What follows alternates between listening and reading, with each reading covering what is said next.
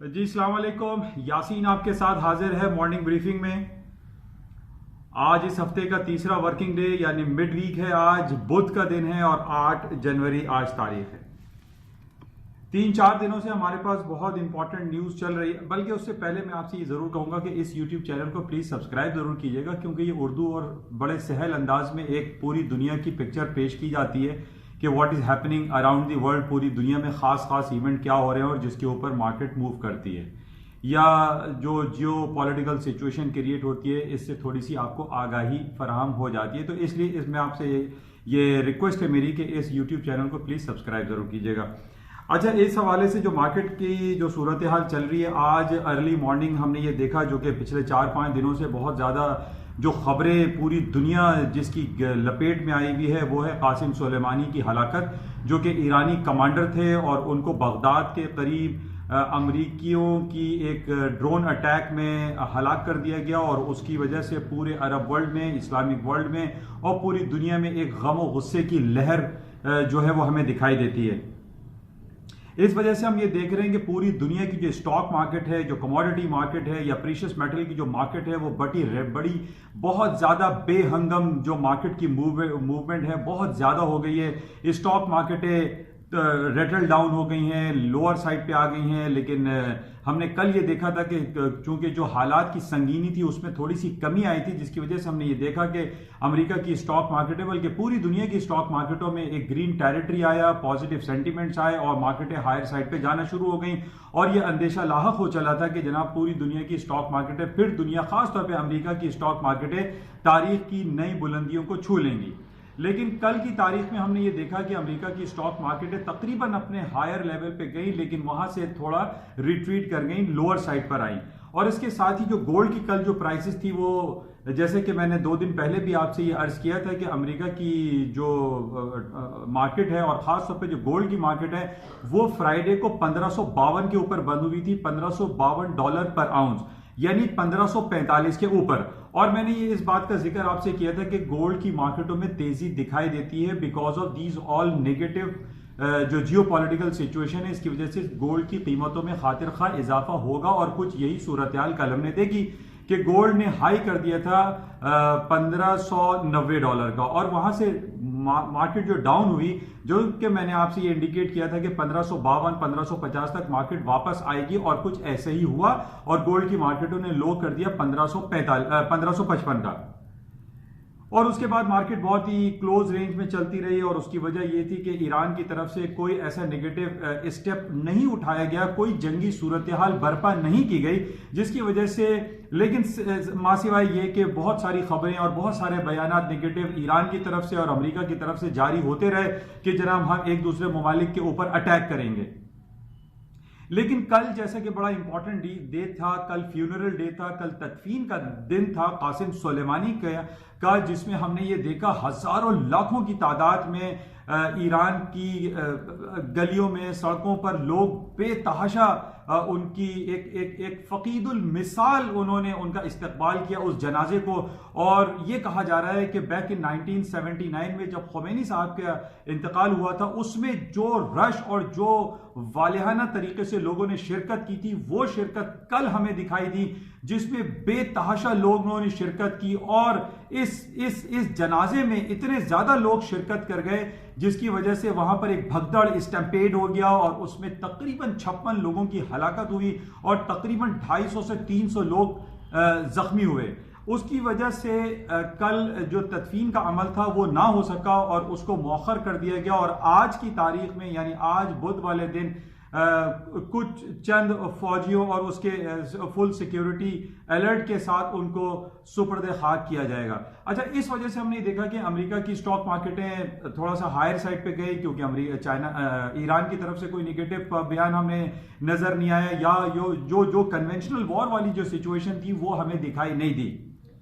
जिसकी वजह से गोल्ड की मार्केटें थोड़ी सी मुंजमद होती हुई दिखाई दी। और हमने ये देखा कि $1570 के करीब मार्केटें इसी रेंज में चलती रही 1555 का लो करने के बाद। और कमोबेश मार्केट क्लोज भी इसी रेंज पर हो गई। लेकिन आज बुध का दिन है, सुबह अर्ली मॉर्निंग पाकिस्तानी वक्त के मुताबिक तकरीबन सुबह 4 और 5 बजे ये खबर तमाम स्ट्रीमलाइन मीडिया पर आई कि ईरान की तरफ से अटैक किया गया है बगदाद में जो अमेरिका के फौजी अड्डे हैं, और उसमें काफी अमेरिकी फौजियों की हलाकत की खबरें भी हमारे पास आई। अच्छा, इस खबर आने के बाद एक जाहिर है एक पैनिक सिचुएशन क्रिएट हुई और अर्ली मॉर्निंग जो ग्लोबेक्स इंटरनेशनल मार्केट चल रही होती है उसमें गोल्ड की कीमतें तारीख में तकरीबन कई सालों का इसने हाई कर दिया और $1612 का एक आउंस हो गया। तकरीबन $35 गोल्ड की मार्केटें ऊपर चली गई और इसी तरीके से अमेरिका की स्टॉक मार्केटें रटल डाउन हो गई, गिर गई, फॉल हो गई, और उसका रिजल्ट अभी तक हमारे सामने ये मौजूद है कि पूरी दुनिया की स्टॉक मार्केटें इस वक्त डाउन साइड पे, क्योंकि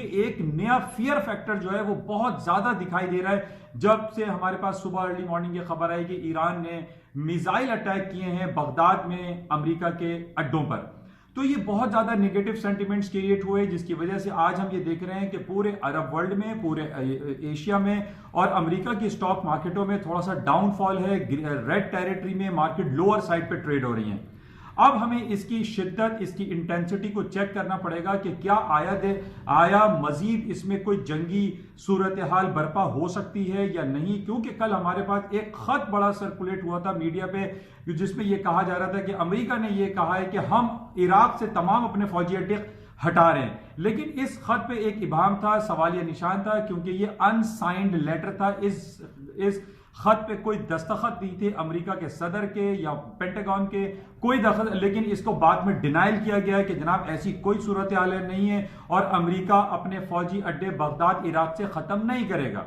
अब यहां पर ये जो नेगेटिव सेंटिमेंट्स क्रिएट हो रहे हैं और इस बेस पे हम ये जरूर कह सकते हैं कि अभी शिद्दत मौजूद है। जो संगीन सूरत हाल पूरी दुनिया में इस वक्त रोनुमा हो रही है वो काफी नेगेटिव है, काफी संगीन है और उसमें मजीद शिद्दत आमेजी आ सकती है, जिसकी वजह से हम ये देख रहे हैं कि सोने की कीमतों में मुसलसल इजाफा हो रहा है। आज भी मार्केटें ने 1610 और 1612 का हाई करने के बाद मार्केटें थोड़ी सी अभी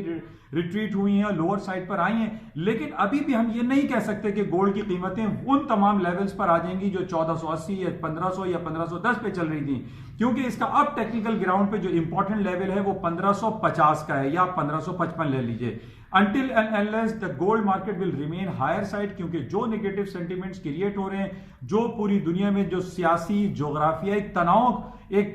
बढ़ता चला जा रहा है, जिसकी वजह से हम ये कह सकते हैं कि सोने, चांदी, पैलेडियम, प्लैटिनम की कीमतों में खातिर खा इजाफा होगा। लेकिन अभी हम ये देख रहे हैं कि अमेरिका की स्टॉक मार्केटें थोड़ी सी डाउन साइड पर आई हैं, लेकिन जैसे कि मैंने आपसे पहले भी ये कहा था कि अभी भी मैं ये नहीं कह सकता कि पूरी दुनिया में कोई जंगी कैफियत तारी हुई है। अभी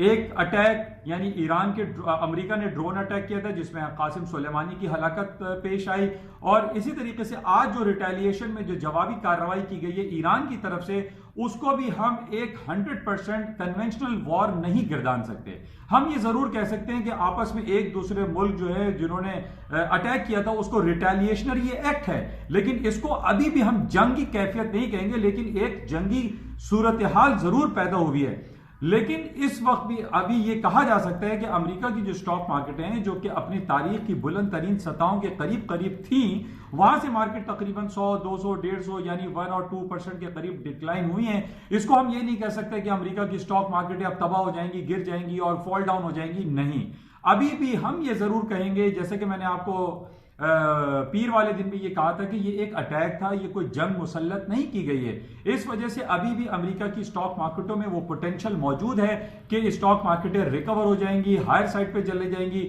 हमें सिर्फ ये चेक करना है कि आज जो सुबह अर्ली मॉर्निंग जो वाकया रोनुमा हुआ है बगदाद में, क्या इसका लॉन्गर पीरियड ऑफ टाइम में कोई नेगेटिव असरात मजीद मुरत्तब होंगे या नहीं होंगे। अगर नहीं होते और सिर्फ बयानबाजियां और बातें होती रहती हैं तो अमेरिका की स्टॉक मार्केटें वापस दोबारा रिकवर हो सकती हैं। उसकी वजह यह है कि अमेरिका की जितनी भी बड़ी बड़ी कंपनी, जैसे मैं आपसे जिक्र करता रहता हूं, एप्पल, अमेजॉन और अल्फाबेट, गूगल, इसके अलावा माइक्रोसॉफ्ट, इन तमाम कंपनीज की अर्निंग रिपोर्ट या इनकी मार्केट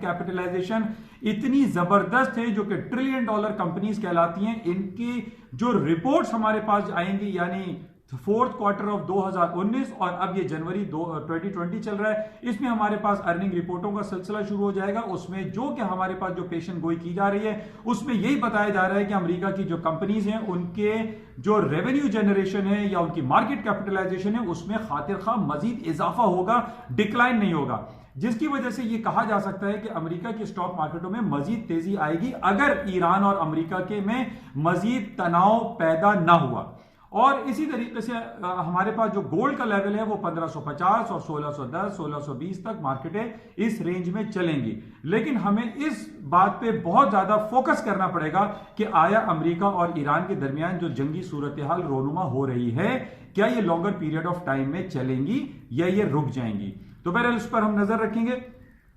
इसके अलावा जो सूरत हाल हमारे सामने कुछ पाकिस्तानी स्टॉक की बात कर लेते हैं। पाकिस्तानी स्टॉक में खास तौर पे पाकिस्तान में बहुत ज्यादा सराहा जा रहा है FATF financial action task force, जो कि एक एक पेरिस बेस्ड एक ऑर्गेनाइजेशन है जो कि ये चेक कर रही है कि पाकिस्तान में जो एंटी मनी लॉन्ड्रिंग और